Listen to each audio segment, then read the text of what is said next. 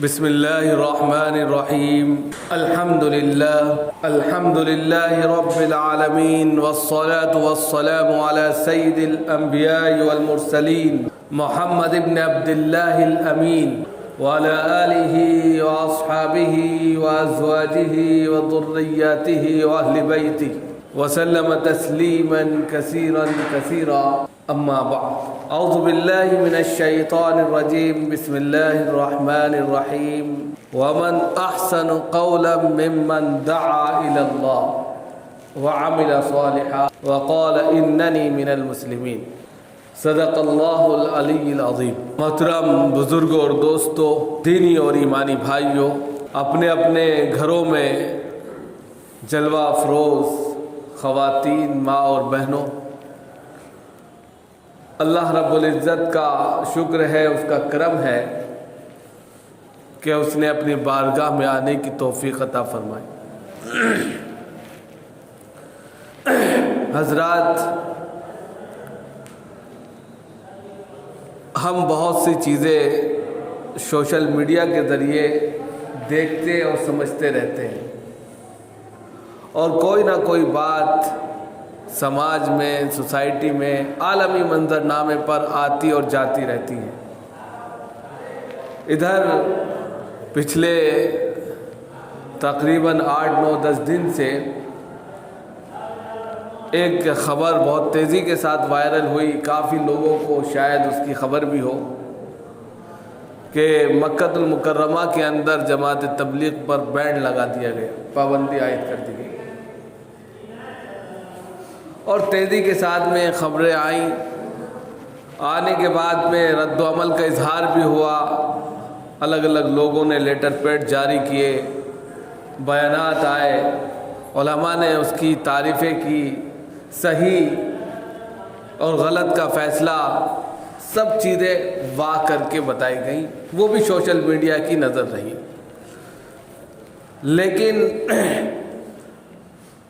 اس طرح کی باتیں آنا اور پھر آ کر ایک بڑی تنظیم جس کو تحریک دعوت تبلیغ کے نام سے آپ جانتے ہیں، جو آج سے تو نہیں ہے، سینکڑوں سال سے یہاں پر موجود ہے، اب جا کر اس کے اوپر ٹپنی کرنا کس طرح صحیح ہے، یہ بات خود غلط ہے، اس کا کہنا خود ایک غلط بات میں شامل ہے۔ لیکن ہمیں اپنا جائزہ بھی لینا چاہیے، ہمیں جائزہ اس اعتبار سے لینا چاہیے کہ مذاکرہ کرنے سے بھولا ہوا سبق یاد آ جاتا ہے۔ جب ہم پچھلی مرتبہ یا پچھلے اسباق کو، اس کے لیسنز کو، اس کے پارٹ کو دہراتے ہیں تو وہ چیز ہمارے ازبر ہو جاتی ہے۔ تو ہمیں تحریک دعوت و تبلیغ کا مطالعہ کرنا چاہیے کہ وہ کیا ہے، وہ تحریک کیا ہے، اس تحریک کے اندر جو فنڈامنٹلز ہیں، اس کے جو اصول ہیں وہ کیا ہے، وہ کس طریقے سے خدمت انجام دے رہی ہے اور کس طریقے سے وہ لوگوں کی خدمت کر رہی ہے، اس کے مین جو نکات ہیں وہ کیا ہے، ہر چیز کو ذہن میں رکھ کر ہر انسان پھر دعوت دے تو اس کا فائدہ اور زیادہ ہوتا ہے۔ مزید آپ کو جاننا چاہیے اور جاننے کے ساتھ ساتھ جو ہے اس بات کو محسوس بھی کرنا چاہیے کہ دعوت و تبلیغ کا تعلق آج سے نہیں ہے بلکہ 1926 سے ہے۔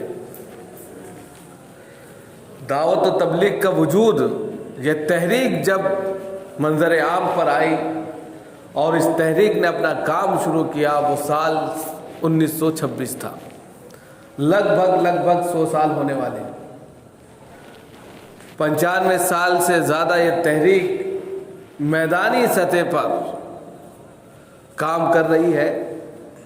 ان کاموں کا بھی میں آپ کے سامنے خلاصہ کروں گا کہ کن چیزوں پر وہ کام کر رہی ہے اور کہاں کیا کمی آئی ہے اور کہاں کیا چیزیں آئی ہیں، وہ ساری چیزیں انشاءاللہ پیش کرنے کی کوشش ہے تاکہ جو چیزیں ہم بھول گئے وہ پھر سے ہمیں یاد آئیں۔ تو سب سے پہلے جاننے چاہیے کہ مولانا محمد الیاس جو اس تحریک کے بانی ہیں، مولانا محمد الیاس کاندھلوی، ان کے والد محترم کا نام محمد اسماعیل ہے۔ یہ پورا خاندان علمی خاندان مانا جاتا ہے، شرافت کا پیکر ہے۔ اس خاندان کو اللہ رب العزت نے مقبولیت عطا کی کہ اس خاندان میں ایک دو نہیں بلکہ پیڑھی در پیڑھی علماء حضرات پیدا ہوتے رہے اور وہ خدمت خلق کے لیے وقف بھی ہوتے رہے۔ لہذا انہی میں مولانا محمد الیاس رحمۃ اللہ علیہ اور وہ شاگرد ہیں مولانا محمود حسن دیوبندی جو مجاہد اعظم، ان کے یہ شاگرد ہیں اور علم بچپن میں حفظ کیا، قرآن کی تلاوت اور دوسری علمی جو مباحث تھے ان کو حاصل کیا۔ علم دین میں پختگی امتیازی شان لینے کے بعد میں پھر مولانا رشید احمد گنگوہی سے بیعت ہو گئے۔ رشید احمد گنگوہی رحمۃ اللہ علیہ قطب الابطار ہے، کتب ہیں وہ ایک طرح سے، یعنی کہ بڑے ولی اللہ ہیں، ان کے ہاتھ پر بیعت کی۔ مولانا محمد الیاس رحمۃ اللہ علیہ نے بیعت کن کے ہاتھ پر کی؟ حضرت مولانا رشید احمد گنگوہی کے ہاتھ پر، اور پھر ایک مرتبہ ان سے جو تذکرہ کیا، اپنے پیر سے جا کر انہوں نے کہا کہ مجھے ذکر میں مزہ نہیں آتا، مجھے ذکر میں مزہ نہیں آتا۔ تو حضرت ان کے پیر تھے حضرت رشید احمد گنگوہی رحمۃ اللہ علیہ صاحب، تو ان کو فکر ہوئی، متفکر ہو گئے کہ یار کیا بات کہہ رہے ہیں۔ پھر تھوڑی دیر کے بعد میں انہوں نے جواب دیا کہ حضرت مولانا قاسم نانوتوی رحمۃ اللہ علیہ جو بانی دارالعلوم دیوبند ہیں، انہوں نے بھی اپنے مرشد سے، اپنے کہہ سکتے ہیں کہ استاد محترم مولانا امداد اللہ مہاجر مکی سے یہی شکایت کی تھی۔ مولانا قاسم نانوتوی رحمۃ اللہ علیہ نے بھی یہی شکایت اپنے استاد محترم پیر مولانا امداد اللہ مہاجر مکی سے یہی شکایت کی کہ مجھے مزہ نہیں آتا۔ تو ان کے استاد محترم نے ان سے کیا جواب دیا؟ مولانا امداد اللہ مہاجر مکی نے اپنے شاگرد اور اپنے کہہ سکتے ہیں کہ معتقد کو کیا جواب دیا کہ اللہ رب العزت آپ سے بہت بڑا کام لیں گے۔ یہی جواب مولانا رشید احمد گنگوہی رحمۃ اللہ علیہ نے اپنے شاگرد اور کہہ سکتے ہیں کہ اپنے مرید سے حضرت مولانا محمد الیاس رحمۃ اللہ علیہ سے کہا کہ اللہ رب العزت آپ سے بھی بہت بڑا کام لیں گے۔ اس کے بعد یہ واقعہ ختم ہو گیا۔ اب جس ماحول میں وہ زندگی گزار رہے تھے، مظفر نگر کا وہ پورا علاقہ، شاملی، آپ کا بڑھانا، کاندھلا، یا اسی طرح میرٹھ، ملیانہ، یہ پورا علاقہ، اور آگے بڑھتے چلے جائے تو ہریانہ، میوات، یہ پورا علاقہ بددین تھا، دین سے دور تھا، دین کو سمجھتا ہی نہیں تھا، دینی باتوں کو نہیں سمجھتا تھا۔ الل ٹپ آج بھی وہاں چلے جاؤ تو ایسی زندگی ہے کہ دین ہونے کے باوجود نہیں ہے، ان کی پوشاک سے، ان کے رہن سہن سے دین نظر نہیں آتا۔ تو اس اعتبار سے انہوں نے محنت کی، سوچا، اندر ہی اندر کڑھن پیدا ہوئی، اندر ہی اندر تکلیف ہوئی، جیسے کسی چیز کے کھونے کی، کسی چیز کے غلط راستے پر جانے کی انسان کو تکلیف ہوتی ہے، اسی طرح۔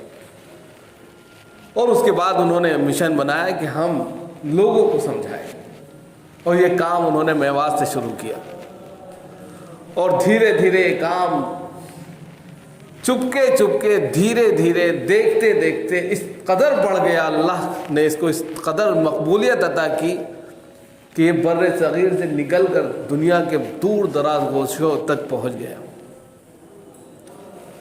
یعنی کہ دعوتی کام، یہ تبلیغی کام، یہ میوات سے شروع ہو کر بر صغیر، ہند و پاک، بنگلہ دیش، یہاں سے نکل کر دنیا کے دوسرے بر اعظموں تک پہنچا، اور آج کم و بیش 20-25 ملکوں سے بھی زیادہ میں یہ اپنی چلت پھرت کے ساتھ نقل و حرکت کے ساتھ کام کر رہا ہوں۔ یہ بہت بڑی مقبولیت کی بات ہے۔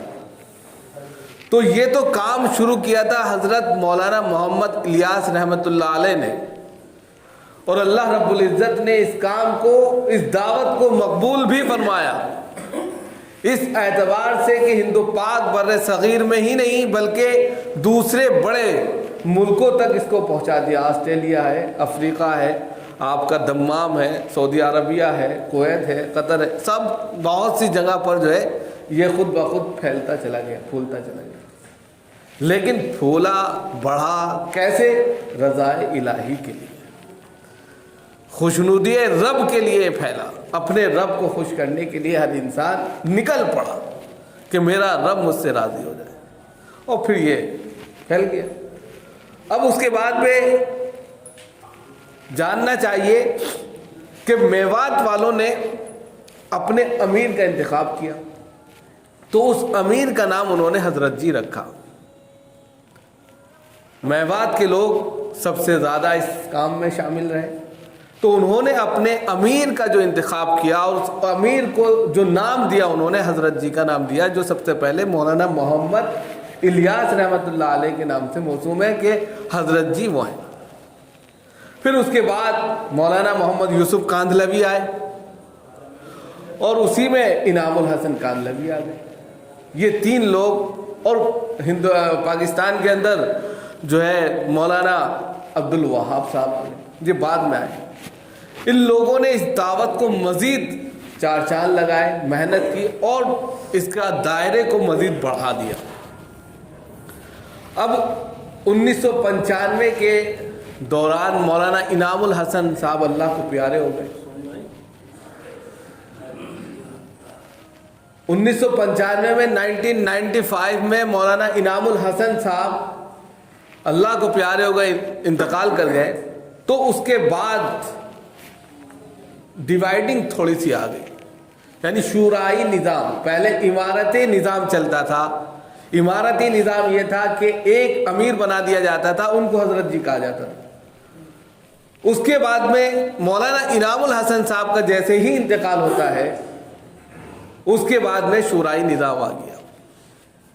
شورائی نظام میں کیا تھا کہ میوات کے لوگ یہ چاہتے تھے کہ حضرت مولانا محمد سعد حفظہ اللہ کو امیر منتخب کیا گیا۔ میوات کے لوگوں نے یہ کیا، لیکن اس کے ساتھ ساتھ مولانا محمد زبیر کاندھلوی، ان کے نام قرایا، شورا نے ان کو منتخب کر لیا۔ پھر اس کے بعد میں یہ معاملہ بڑھا، اور 1995 سے پھر شورا کا نظام مرتب ہوا، اور انہوں نے 3 نام دیے کہ ہند و پاک کے اندر مولانا محمد زبیر، اس کے بعد مولانا سعد، اور پاکستان میں مولانا عبد الوہاب کے نام سے یہ تنظیم شورائی طور پر کام کرتی رہی، اور اس طریقے سے اس کا دائرہ پھیل گیا۔ پھر بعد میں جو اس کے اندر تھوڑی بہت کمیاں آئی، وہ ہماری ناسمجھ، کہیں گے ہم، ناسمجھی کی بنیاد پر آئی، کیونکہ یہ کام تو ایک ہے، اس کام میں فَلْيُبَلِّغُ الشَّاهِدُ الْغَائِبُ ہے، جو یہاں موجود ہیں وہ غائب تک پہنچا دیں۔ بلغوا انی ولو آیا، ایک آیت، ایک پیغام، ایک میسیج، ایک سندیش بھی ہے جو اچھا ہے وہ دوسروں تک پہنچانا ہے، یہ کام ہے۔ اب امیر جماعت میں سے ہو یا شورائی نظام میں سے ہو، کوئی بھی ہو، وہ یہی کام کر رہے ہیں، لیکن اپنے آپ کو بانٹنا نہیں چاہیے، نمبر 1۔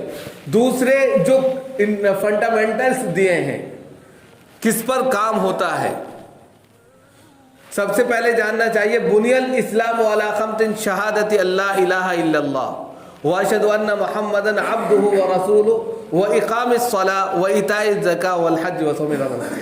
اسلام کا ڈھانچہ، اسلام کی بنیاد 5 چیزوں پر ہے۔ نمبر 1 شہادہ، کلمہ لا الہ الا اللہ کی گواہی دینا۔ نمبر 2 کیا ہے؟ نماز، اور پھر اس کے بعد میں زکوٰۃ، پھر اس کے بعد میں روزہ اور حج۔ یہ 5 چیزیں ایسی ہیں جو اسلام کے وہ پلر ہیں، وہ کھمبے ہیں جس پر اسلام کی تعمیر بنتی ہے۔ لیکن جماعت تبلیغ میں مزید اس کو، کیونکہ جماعت تبلیغ یہ تو اسلام کے وہ بنیادی کھمبے ہیں اور اس کے اوپر اتنا زیادہ مواد ہے کہ یہ حاصل کرنے کے لیے ایک پورا نظام ہے، اور نظام کیا ہے؟ درس نظامی ہے، یعنی کہ علماء حضرات کی کھپت ہے۔ دارالعلوم دیوبند، دارالعلوم ندوۃ العلماء، یہاں سے وہ علماء تیار ہوتے ہیں اور اس اعتبار سے اس دین کی تشریح کرتے ہیں۔ لیکن یہ جماعت تبلیغ اس لیے حضرت مولانا محمد الیاس نے شروع کی کہ وہ لوگ جو بے دین ہیں اور ان کے پاس وقت نہیں ہے، وہ لوگ جن کے پاس ذرہ برابر بھی 8 9 10 سال لگانے کا ان کے پاس کوئی وقت نہیں ہے، حالات ان کو اجازت نہیں دیتے، لیکن وہ دین سے بے دین ہیں یا دین سے دور ہیں، ان کو دین سے قریب کرنے کے لیے، ان کی زندگی میں دین لانے کے لیے انہوں نے ایک آسان طریقہ اختیار کیا اور کہا کہ 6 نمبر یاد کر لو۔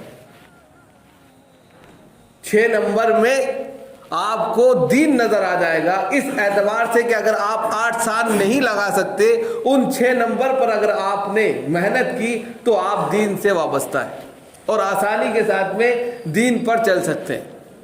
وہ 6 نمبر میں سب سے پہلے انہوں نے ایمان کو رکھا، اور اسی کو شہادہ بھی کہہ سکتے ہیں۔ ایمان رکھا، پھر اس کے بعد نماز رکھی، اور تیسرے نمبر پر علم و ذکر رکھا، چوتھے نمبر پر اکرام مسلم، 5ویں نمبر پر اخلاص نیت، اور 6 نمبر پر دعوت و تبلیغ۔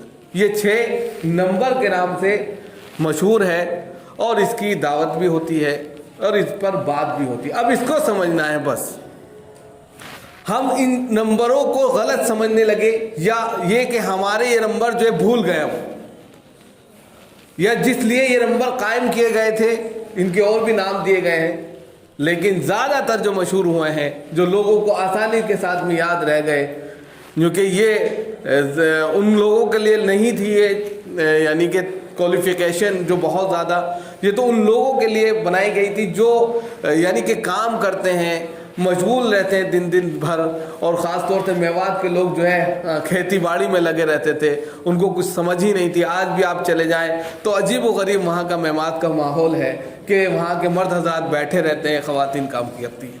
آج بھی ایسا ماحول دیکھنے کو ملتا ہے۔ بلم گڑھ وغیرہ جانے کے اتفاق ہوا تو وہاں دیکھنے کو ملا۔ تو اس سے پتہ یہ چلتا ہے کہ ان کو سمجھانے کے لیے انہوں نے یہ چیز رائج کی کہ ایمان اگر نہیں ہے تو کچھ بھی نہیں ہے، اگر ایمان نہیں ہے تو کچھ بھی نہیں ہے، اور ایمان گھٹتا بڑھتا رہتا ہے۔ الایمان یزید و ینقص، ایمان کیا ہے؟ گھٹتا بڑھتا رہتا ہے۔ جب ہم ایمان کی محفل میں بیٹھتے ہیں، ایمان والوں کے ساتھ بیٹھتے ہیں، جب ہم اس طرح کی محفلوں میں بیٹھتے ہیں تو ہمارا ایمان بڑھ جاتا ہے۔ اس کا جو کہہ سکتے ہیں کہ تھرمامیٹر ہے وہ بڑھ جاتا ہے، اور اس کا گراف جو ہے اوپر چلا جاتا ہے۔ اس کے بعد میں جب ہم دنیا میں جاتے ہیں، دنیاوی بازار میں اور چمک دھمک میں، تو ہمارا ایمان گھٹ جاتا ہے۔ تو یہ ایفیکٹ ہے کہ ہم جب دینی محفل میں بیٹھتے ہیں تو ایمان تازہ ہوتا ہے، اور جب ہم دور ہو جاتے ہیں تو ایمان خود بخود کم ہو جاتا ہے۔ تو اس لیے ہم جب سر جوڑ کر ایمان کی کچھ باتیں کرتے ہیں تو ایمان تازہ ہوتا ہے، اور اللہ کی طرف چلنے اور اللہ کی طرف نکلنے اور اللہ کی یاد میں اور اللہ کی عبادت میں مزہ آنے لگتا ہے۔ اور جب ہم دنیا میں مشغول ہو جاتے ہیں تو پھر یہ سوچتے ہیں ارے یار کر لیں گے، اور پھر وہ وقت دھیرے دھیرے ضائع ہونے لگتا ہے۔ تو اس لیے ایمان کا تقاضا یہ ہے کہ ہم کچھ دیر اللہ اور اس کے رسول کی باتوں کو سنیں، اس ماحول میں آ جائے، تو یہ ایمان ہے، اور ایمان تازہ ہوگا اس سے۔ اب اس کے بعد میں دوسرے نمبر پر نماز۔ ایمان کے بعد میں سب سے بڑا جو کہہ سکتے ہیں کہ فریضہ ہے جو ایک مومن کو کرنا ہے، وہ کیا ہے؟ نماز ہے۔ کیونکہ ایمان کا جو تقاضا ہے وہ یہ ہے کہ اپنے رب کے سامنے لا کر اس کو جھکا دے، اور اسی کو حدیث میں بھی بیان کیا کہ سب سے پہلے قولوا لا الہ الا اللہ تفلحوا کہنے کے بعد، یعنی لا الہ الا اللہ الشہادہ کی گواہی کے بعد آپ کو اقیموا الصلاۃ کا فریضہ انجام دینا ہے۔ اب نماز کے لیے جب آپ آتے ہیں، نماز جب آپ پڑھتے ہیں، تو یہ نماز جو ہے آپ کو برائی سے، غلط کاموں سے، غلط چیزوں سے، غلط راستوں سے، ہر چیز سے روک دیتی ہے۔ ان الصلاۃ تنہی عن الفحشاء والمنکر، نماز بے حیائی سے، بری باتوں سے روکتی ہے۔ اب آپ نے ایمان کو تازہ کیا، ایمان کا تقاضے کی بنیاد پر خدا کے دربار میں آ کر جھک گئے، اس نے آپ کو ہر برائی سے روک دیا، ہر اچھائی کا راستہ آپ کو دکھا دیا۔ جب راستہ دکھایا تو اکرام مسلم آ گیا۔ اب ہم کیا کرتے ہیں، دکان پہ بیٹھے ہیں، کوئی آیا، ابے جاؤ، یعنی کہ ہم ایسی لینگویج اختیار کرنے لگتے ہیں جو خراب ہوتی ہے، لیکن اسلام اس کی اجازت ہمیں نہیں دیتا۔ لیکن جب ہم نماز پڑھتے ہیں اور نماز کے بعد ہمارا ذہنی اعتبار سے، دلی اعتبار سے ہم پرسکون ہوتے ہیں، تو اخلاص، اکرام مسلم جو ہے وہ خود بخود اجاگر ہو جاتا ہے۔ اکرام مسلم کیا ہے؟ سلام کلام کے ساتھ میں بات کرنا، بڑی محبت سے بات کرنا، اخلاص یعنی کہ اکرام کرنا، سامنے والے کا، اس کو عزت دینا، یہ ساری چیزیں، کوئی بات ہو گئی اس کی ہمدردی کرنا، یہ ساری چیزیں اسلام کے جز میں شامل ہیں۔ اور یہ چیز خود بخود نماز جیسے پڑھیں گے خود بخود انکلوڈ ہو جائے گی آپ کے اندر، جس طرح دودھ کے اندر شکر مل جاتی ہے، یا آپ کوئی چیز پیتے ہیں وہ آپ کے خون میں سرایت کر جاتی ہے اس کا اثر، بالکل اسی طریقے سے جب آپ نماز پڑھنے لگتے ہیں تو دھیرے دھیرے آپ کی عادت، آپ کے اخلاق، آپ کے کردار خود بخود اچھا ہونے لگتا ہے۔ جب آپ کسی سے ملتے ہیں، بڑی محبت سے ملتے ہیں، یہی اکرام مسلم ہے۔ کسی کو گالی مت دینا، کسی کا دل نہ دکھانا، کسی کے پیچھے نہ پڑنا، حسد، جلن، کینہ، یہ ساری چیزیں اٹھا کر پھینک دینا، یہی اکرام مسلم ہے۔ اس کے بعد میں علم و ذکر، جب اکرام مسلم آئے گا تو لوگ آپ سے جڑیں گے، اور آپ سے جڑ کر جو ہے کچھ نہ کچھ پوچھیں گے۔ اب اس میں علم کی باتیں بھی ہوں گی، ذکر کی باتیں بھی ہوں گی کہ بھائی آپ سے مل کے بہت اچھا لگتا ہے، کچھ ہمیں بھی بتا دو ذکر، ہم بھی کچھ کر لیا کریں۔ بھائی سبحان اللہ پڑھا کرو خالی وقت میں، استغفر اللہ پڑھ لیا کرو چلتے چلتے، کسی کو مت دیکھو، اور اگر قرآن شریف پڑھے ہو تو مسجد میں جا کے ایک صفحہ تلاوت کر لیا کرو۔ علم یا درس قرآن ہوتا ہے اس میں جڑ جایا کرو، علم آ جائے گا۔ علم و ذکر یا تعلیم جو ہوتی ہے اس میں بیٹھ جایا کرو، یعنی آپ نے اس کا ذہن بنا دیا علم کی طرف، ذکر کی طرف، اور اس سے کیا ہوگا، اس کا خود بخود دائرہ بڑھ جائے گا۔ اور پھر یہی چیز جو ہے علم اور ذکر آتے ہی اخلاص نیت آنا ضروری ہے، یعنی جو کام آپ کر رہے ہیں دنیاوی دکھانے کے لیے نہ کریں کہ لوگ مجھے جو ہے بہت مہاتما کہتے ہیں، کہ میں چلتا ہوں تو لوگ کہتے ہیں یار کتنے اچھے ہیں۔ نہیں، اخلاص یہ ہونا چاہیے، اخلاص نیت میں یہ ہے کہ یہ میرا کام جو ہے صرف میرا رب کے لیے ہے، میرے اللہ کے لیے ہے، وہ خوش ہو جائے بس۔ دنیا والے لاکھ مجھے کچھ کہیں، مجھے ان کی کوئی پرواہ نہیں ہے، میرا رب مجھ سے خوش ہو جائے اس لیے میں کر رہا ہوں۔ اخلاص نیت یہ ہونی چاہیے۔ اور پھر یہی جب اخلاص نیت آپ کی بن جائے، دعوت و تبلیغ ہے، جو چیز سیکھی ہے دوسروں تک سکھا دیں۔ فَلْيُبَلِّغُ الشَّاهِدُ الْغَائِبُ، یہ فنڈامنٹلز تھے، یہ اصول ہیں، ان کو سامنے رکھ کر حضرت مولانا محمد الیاس رحمۃ اللہ علیہ نے، بڑے بڑے علماء، مولانا سید ابو الحسن علی حسنی ندوی اس کے فنڈامنٹلز میں داخل تھے، بڑے بڑے علماء کو انہوں نے لے کر یہ چیز بنائی تھی، تاکہ جو لوگ بالکل دین سے بے پرواہ ہیں، دین کو جانتے نہیں ہیں، بڑی بڑی کتابیں پڑھ نہیں سکتے، دین کو سمجھ نہیں سکتے، ان کے لیے آسان ایک سلیبس تیار کر دیا جائے کہ اس سلیبس پر، اس کورس پر وہ محنت کریں اور آگے بڑھ جائیں اور دین سے جڑ جائیں، دین والے بن جائیں۔ اب اگر اس پر اسی طرح محنت ہے تو یہ محنت کامیاب ہے، یہ محنت مبارک ہے، اور اللہ اس کو مبارک کرے۔ لیکن اب 1 منٹ 2 منٹ اور لوں گا آپ کا۔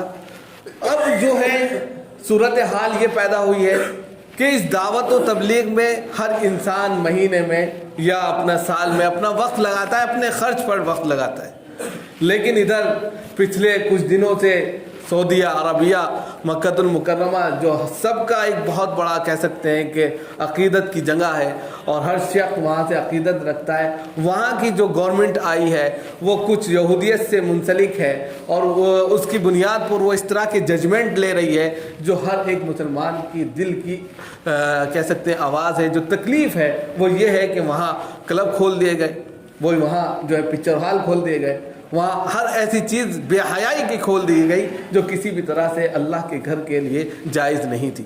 لیکن اس کے باوجود آگے جو مسئلہ آیا وہ یہ کہ ایک طرف جو ہے انہوں نے پبلسٹی کے لیے سلمان خان کو بلا لیا اور دوسری طرف اسی سے 2 دن پہلے انہوں نے پچھلے خطبے میں جماعت تبلیغ پر بینڈ لگا دیا، جو بہت افسوسناک بات تھی۔ بعد میں انہوں نے اس کی وضاحت یہ کی کہ وہ بینڈ جماعت تبلیغ پر نہیں ہے، جماعت الدعوہ و تبلیغ پر ہے، جو افریقہ کی ایک سیاسی پارٹی ہے، اس کے فنڈامنٹلز پر ہم نے جو ہے اور اس کے عقائد پر اور اس کی چلت پھرت پر ہم نے بینڈ کیا ہے، جماعت تبلیغ پر بینڈ نہیں کیا۔ اس کی طرف سے یہ بھی ٹویٹ آیا۔ لیکن فی نفسی اگر ہم ان خطبوں کو سنتے ہیں جو پچھلے ہفتے دیے گئے ہیں گورنمنٹ کی طرف سے، ان کے وہ خطبے جو وائرل ہوئے اس میں بالکل صاف وضاحت ہے، یہ جماعت من الہند، یعنی یہ جماعت ہندوستان سے ہے، یعنی کہ انہوں نے پورے طور پر اس کی اشاعت کی ہے۔ یہاں بیان کرنے کا مقصود نہیں ہے کیونکہ انہوں نے اپنے کہہ سکتے ہیں کہ الفاظوں کو رجوع کر لیا ہے، واپس لے لیا ہے، لیکن کہنے کا مقصد یہ ہے کہ جماعت جو ہے، یہ جو کام ہے یہ اللہ کا مقبول ترین کام ہے۔ اس کو اگر اللہ کی خوشنودی کے لیے کیا جائے گا تو دنیا کی بڑی سے بڑی طاقت اس کو روک نہیں سکتی، اور یہ کام اللہ کے لیے اگر کیا جائے اور ہر اعتبار سے خوشنودی رب کے لیے اگر کیا جائے تو خود بخود راستے نکلیں گے۔ اس لیے ہمیں ضرورت اس بات کی ہے کہ اگر کوئی دنیا لاکھ اس کے یعنی کہ اس کے خلاف ہو جائے، اس کے اگینسٹ چلی جائے، تو آپ یاد رکھیے اس وقت تک اس دین کا بال باقا نہیں ہو سکتا جب تک اللہ نہیں چاہے۔ ان الدین عند اللہ الاسلام، اللہ رب العزت کو یہ دین پسند ہے، اس لیے کہ اللہ تعالیٰ نے خود کہا ہے کہ مجھے دین اسلام پسند ہے۔ لہذا کوئی اگر کوئی کچھ بھی کہے، کچھ بھی کہتا رہے، تو خود بخود وہ اپنا خمیازہ بھگتے گا۔ آپ اپنے طور پر اپنی دعوت، اپنے مشن میں لگے رہیں، مزید کسی کی دل آزاری نہ کریں۔